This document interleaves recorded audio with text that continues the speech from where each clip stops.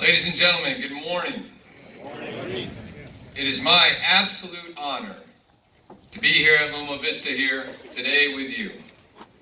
Looking at the list of previous speakers, some of whom I personally know, I'm humbled to have been invited to join you.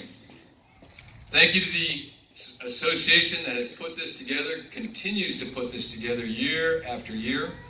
Thank you especially to Ed, Commander Stubblefield, for your help in my preparations for this.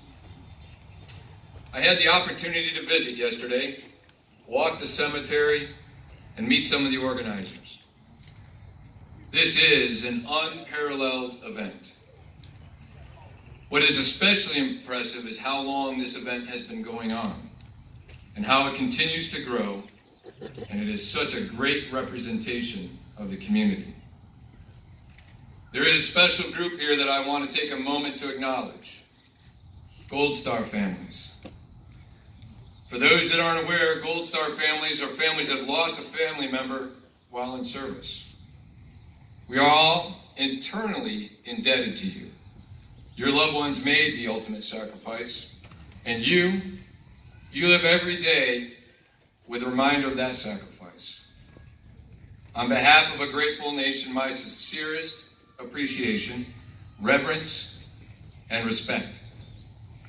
Please know that when we wear our nation's colors, we wear them knowing that we are keeping the spirit of your loved ones alive, protecting the people of this nation, and defending the liberties of this great country that your loved ones so believed in that they gave their last breath for. Families are at the core of this year's commemoration. I'd like to recognize the service of our military families. Family life can be pretty challenging, right? Military life, especially so. Families get to serve whether they want to or not. They get to move and routinely build and rebuild their lives and friendships. They get to listen and watch the news and wonder how close their loved one is to the current crisis. Important events occur in their lives, such as confirmation or first soccer games or graduation, and their service member parent or spouse may not be around. They get to keep their chin up and try to pretend that everything's okay, even when it's not sometimes. Spouses have careers that are interrupted as they move from one part of the country to another, or even overseas. Kids have to work extra hard to be in choice academic programs or join sports teams and top-level clubs.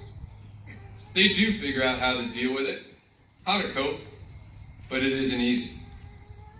And the time away, it takes its toll. Stuff breaks at home the moment a deployment starts, guaranteed. How many people have been there, right? Family gets sick. And on top of it all, the not knowing part is probably the hardest. When will mom, dad, spouse be home? When will they leave again? Are they safe? I stand before you as a service member who wears the cloth of our nation. I also stand before you as a military spouse. As indicated, my wife is also a naval officer and currently in command of a ship. And likely in a year, my continuing service will be that of a spouse supporting her. I say that only to highlight that I've been on both sides of the coin. The deployed one and the stay-at-home one. And I know which one is harder. I was sent to multiple schools to learn how to become an officer and a commanding officer. Not so much on the home stuff. Thank you to each and every one of you, you military families that are out there. Each of the services do provide assistance, which definitely helps, but it can still be overwhelming. We just have to figure it out day by day. For the rest of you, I would ask that if you're aware of a service-connected family, that you reach out to them. Help them integrate into the community. Find out if someone is deploying and whether or not there is a need that is unfulfilled. Small things can have a dramatic impact on a family that is having some challenges and will be greatly appreciated. And while I would like to be with my family right now, there is no other place to be other than right here with you, paying tribute to military families and the fallen heroes of America. It was on a day such as this many years ago that President Ronald Reagan addressed a group gathered to acknowledge our fallen warriors on Memorial Day. Speaking on the nation's inability to repay them for their sacrifices, he said, "Yet, we must try to honor them, not for their sakes alone, but for our own.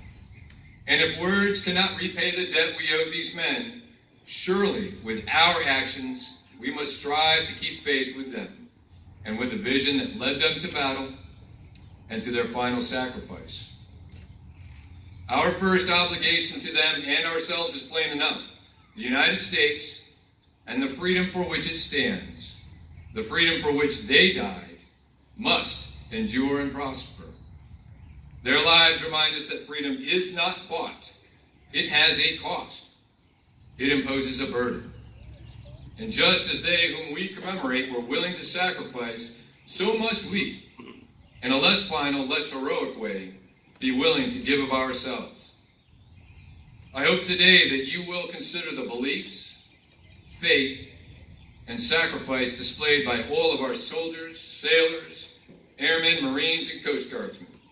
They are the human link between policy and action. Their conviction, dedication, and perseverance are critical to the future of our nation. That future is why brave souls continue to lay down their lives to preserve our freedom. Throughout our history, the people of our nation have willingly sent their sons and daughters to the forefront of every conflict America has faced. Today, there will be a number of wreaths in front of us representing that we remember. It's sobering. And yet we show our resolve. The heroes of America have answered the call, and that cost was great. Those who serve and those who fall are not just wartime statistics.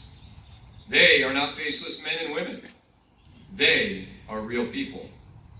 They are fellow citizens. They are America's beloved sons and daughters, your family, friends, and neighbors. And they are members of those military families that I was talking about earlier. Today is the day we remember them. They represent America's dedication, pride, and patriotism. They died fighting for a just cause, and our nation will be forever grateful.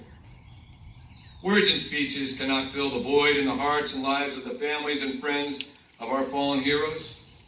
However, I hope that you find comfort in knowing that the sacrifice made by those brave men and women was not in vain. Our flag flies because of what they have done. They paved the way for a more secure and stable future. They gained our freedom in 1776. They fought the Nazis in 1945, and they have repelled terrorism since 2001. Today, our warfighters prevent and win wars, build confidence and trust around the globe, and preserve freedom for all Americans.